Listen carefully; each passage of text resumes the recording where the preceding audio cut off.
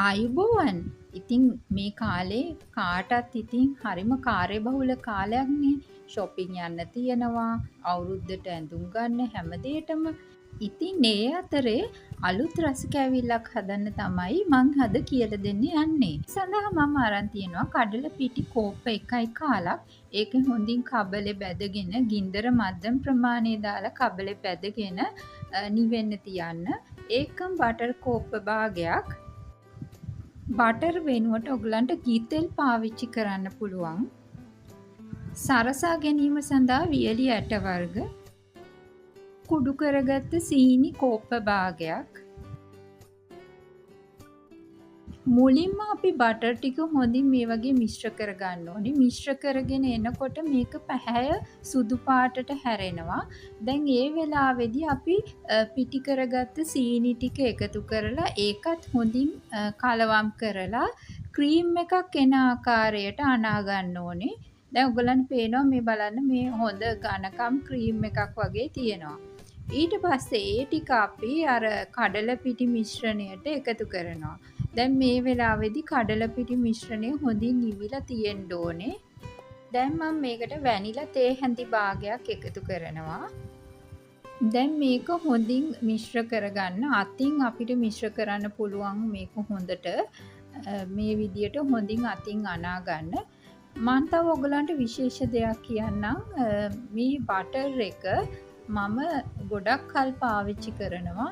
ඉතින් මිලෙනුත් ගොඩක් අඩුයි. 650ක් වෙනවා ග්‍රෑම් 250 බටර් එක. මේක හදන්නේ පොල් වලින්. ඉතින් මේක පොල් බටර් එකක්. ඇත්තටම කිසිම වෙනසකුත් නැහැ. මිලත් සෑහෙන සාධාරණයි. මම ගොඩක් කෑම වලට මේක පාවිච්චි කරනවා. හැබැයි මේක වෙළඳ දැන්වීමක් නම් නෙමෙයි. මම මේක ඔයගලන්ට දැනුවත් කරන්නයි පෙන්නුවේ.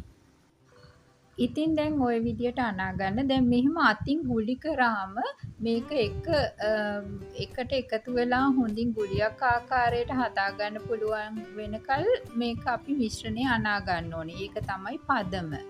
දැන් අපි මේ ස්වීට් එකට උඩින් සරස ගන්න පිස්ටාෂියෝ එහෙම නැත්නම් ආමන්ඩ් කජු ඔය ඕන දෙයක් අපිට මේක රට කජු වුණත් කපලා මේ වගේ පොඩියට කපලා මේක උඩින් සරස ගන්න පුළුවන්. දැන් මේ රස කැවිල්ල හදමු. මේ වගේ මිශ්‍රණයෙන් කුඩා කොටසක් අරගෙන බෝල කරන්න මේ විදිහට. ඊන් පස්සේ ඒකේ මැදින් වෙන් නොවන ආකාරයට මේ විදියට පොඩි සිදුරක් හදලා ඒක උඩට අර පොඩියට කපාගත්ත ඇට වර්ග ටික එකතු කරන්න. ඒක පොඩි ලස්සනකුත් වගේම හොඳ රසකුත් එනවා. ඉතින් මේක ඇත්තටම ඉන්දියන් ස්වීට් එකක්. ඉතින් අපි විශේෂයෙන් අවුරුදු කාලයට කැවිලි ගොඩක් හදනවා. කැවුම් කොකිස් වගේ දේවල් එක්කම මේ වගේ දෙයක් හැදුවොත් ඔෆිස් යන කෙනෙකුට උනත් හරිම පහසුයි. ගොඩක් වෙලා යන්නෙත් නෑ. ඉතින් ඔයගොල්ලොත් හදලා බලන්න. මේ පාර අවුරුද්දට වෙනස් විදියටත් අපි කෑම මේසෙ තිබ්බාම ඒකෙත් වෙනසක් තියෙනවා.